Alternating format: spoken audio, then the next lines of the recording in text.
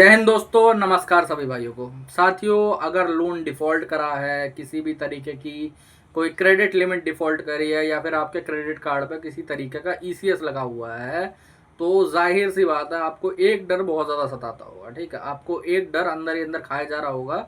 अगर आपका 1-2 महीना डिफ़ॉल्ट हो चुका है तो आप परेशान हो गए इस चीज़ से, ठीक है? अगर आपका डिफ़ॉल्ट होने वाला है तो आप लोग पहली बार भी हो सकता है इस बारे में सुन रहे हो। मैं इस बारे में बात करने वाला हूँ ईसीएस बाउंस और जब हमारा चेक बाउंस का केस होता है लोन्स में, उसके बारे में बात करेंगे। सेक्शन 25 के बारे में बात करेंगे, सेक्शन 138 एनआई एक्ट के बारे में बात करेंगे, ठीक है। अब कई लोग कंफ्यूज रहते हैं, बहुत ज़्यादा बोलते हैं कि सर ये दोनों सेक्शन अलग अलग हैं, क्या है इन दोनों में, क्या फ़र्क है? तो मेरे भाई, इन दोनों में कुछ फ़र्क नहीं है, इन दोनों में खाली नाम का फ़र्क है, समझे। ये दोनों सगी बहनें हैं। पहले क्या हुआ करता था, जब आज से कुछ साल पहले चले जाएं, कट टू कट 20 साल पहले चले जाते हैं, 15-20 साल पहले, ठीक है। तो तब क्या होता था, तब सिंपली चेक दिए जाते थे, आप लोगों को पता ही है नहीं है? तब कोई भी लोन वगैरह प्रोवाइड होता था तो उसमें वहाँ पर बंदे को चेक दे दिया जाता था, और उस चेक को जब अगर चेक बाउंस हो जाता था तो चेक बाउंस का मतलब सेक्शन 138 एनआई एक्ट का केस कर दिया जाता था, ठीक है। लेकिन जब ज़्यादा लोन्स होना स्टार्ट हुए, ज़्यादा पर्सनल लोन्स और ज़्यादा क्रेडिट कार्ड वगैरह लोगों को मिलना स्टार्ट हुए, तब एक परेशानी बहुत ज़्यादा आ रही थी, ठीक है। जैसे मान लो सिंपल एक बंदे ने 24 महीने की किस्त करवाई है, ठीक है। तो 24 महीने में वो 24 चेक तो देगा नहीं, क्योंकि मान लो एक चेक लगाया वो तो क्लियर हो गया, एंड के 23 चेक लगा दिए वो क्लियर हो गए, एक चेक बाउंस हो गया, अब 24 चेक तो कोई देने वाला नहीं है बैंक। तो वहाँ पर जन्म होता है हमारा ईसीएस का, ठीक है। ईसीएस क्या होता है? इलेक्ट्रिक सिस्टम है मेरे भाई, पेमेंट वगैरह काटने के लिए आपके अकाउंट से, ठीक है। तो जब ये बाउंस हुआ तो इसके लिए सीधी सी बात है कि हमारा सेक्शन 25 लगा दिएगा पासा एक्ट का, ठीक है। अब लोगों को एक डर सबसे ज़्यादा है कि वो भाई साहब लोन डिफ़ॉल्ट उनका हो नहीं पाता, या फिर लोन डिफ़ॉल्ट होते ही वो लोग एक चीज़ पे डर जाते हैं कि मेरे ऊपर तो ईसीएस बाउंस का या फिर चेक बाउंस का केस हो जाएगा। और रिकवरी एजेंट मुझे कह रहा था कि भाई साहब जो इसमें मिनिमम सज़ा होती है ना, वो 2 साल की होती है, और जो डबल तक जुर्माना देना पड़ता है। तो एक चीज़ तो मैं तुम्हें क्लियर बता देना चाहता हूँ कि मिनिमम सज़ा नहीं है, वो मैक्सिमम है, ठीक है।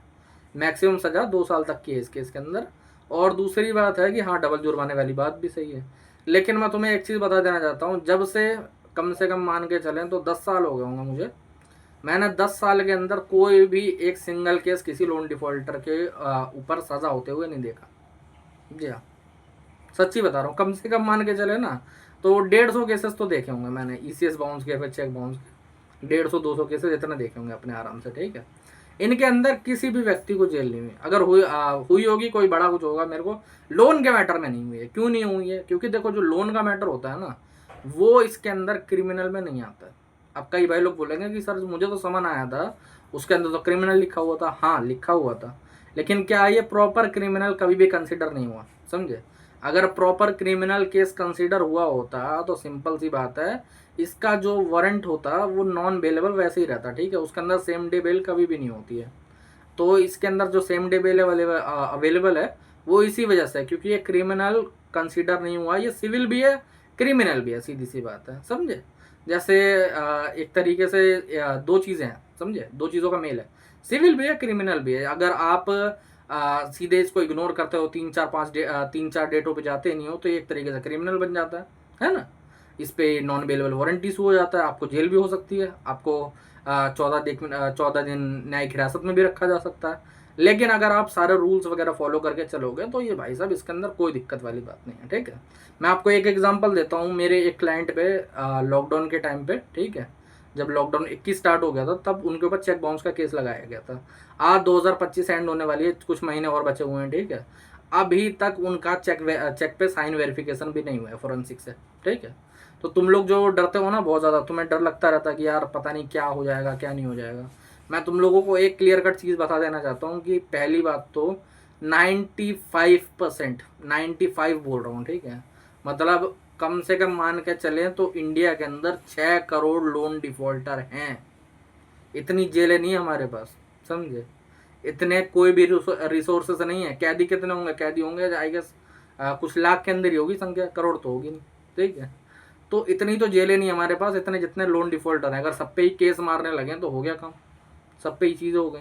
दरअसल बैंक क्या होता है कि सिर्फ कुल मिला के उनको भी एक संख्या दिखानी होती है कि हमने केस करा है, पहले होता था कुछ साल पहले कि केस करने से बंदा पैसे दे देता था कहीं ना कहीं से लाके कुछ ना कुछ बेच बाच के, लेकिन आज के टाइम में क्या है कि बंदों को भी पता है कि भाई सेम डिबेलेबल ऑफेंस है, कोई दिक्कत वाली बात नहीं है, ठीक है।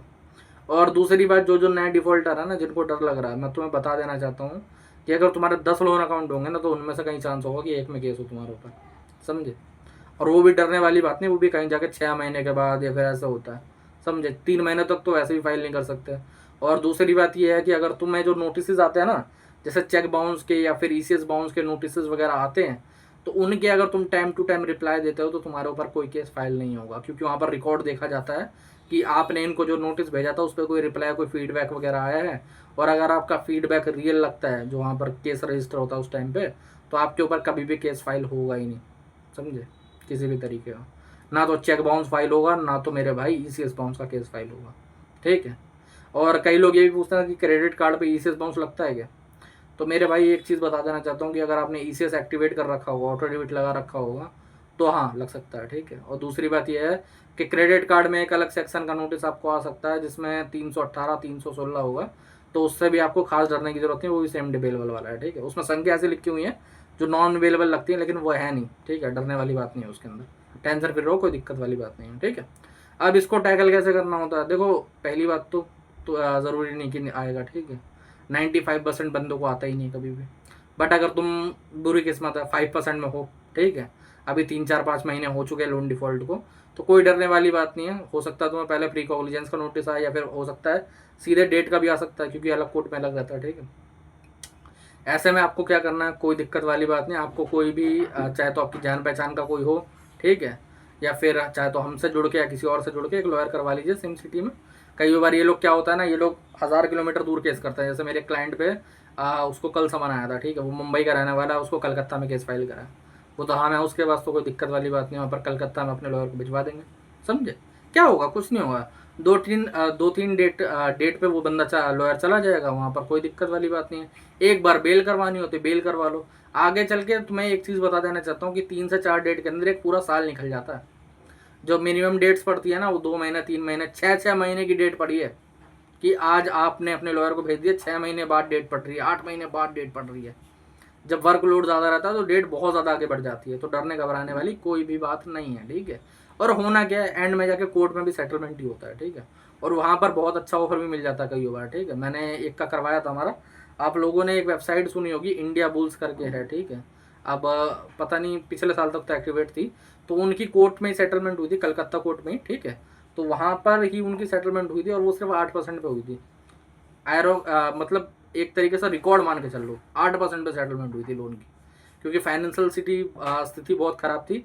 सीधे जज ने कह दिया था कि भाई साहब तुम लोग अब इतना लड़ने की जरूरत नहीं, ये बंदा बहुत परेशान है, आप सेटलमेंट करिए, खत्म करिए कहानी। वहीं से जाके सेम डे उनका जो सेटलमेंट लेटर है वो भी इशू हो गया था, ठीक है। आगे चल के उन्होंने पार्ट पेमेंट में अपनी सेटलमेंट वगैरह करवा ली थी। तो आप लोगों को डरने घबराने वाली कोई बात नहीं है, इस तरीके से करोगे सेटलमेंट, कोई परेशानी नहीं होगी। इस तरीके से केस हैंडल करोगे, कोई भी दिक्कत कभी भी नहीं होगी, ठीक है।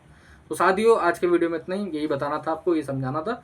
अगर वीडियो अच्छा लगा हो तो चैनल को सब्सक्राइब कर लेना। अगर हमसे जुड़ने चाहते हो, ऊपर ये रहा नंबर, व्हाट्सएप पर मैसेज करना, ठीक है। नॉर्मल कॉल मत करना, नॉर्मल कॉल पिक नहीं होती है, बहुत कॉल्स आती हैं। आप लोग व्हाट्सएप पर कॉल करो, कॉल बुक करो, उसके बाद बात करते हैं, कोई दिक्कत नहीं, ठीक है। जय हिंद।